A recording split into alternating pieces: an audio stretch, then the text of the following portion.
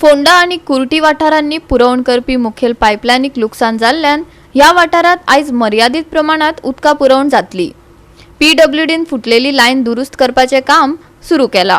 आयज राती पुरवण सुरू जातली अशें अधिकाऱ्यांनी सांगला। आयकात आमचो रिपोर्टर कृष्णा नायकाक। आज कुट्टी सातरी देवळाकडे एक पाईप फुटलेला आसा। हे पायपाची जे 750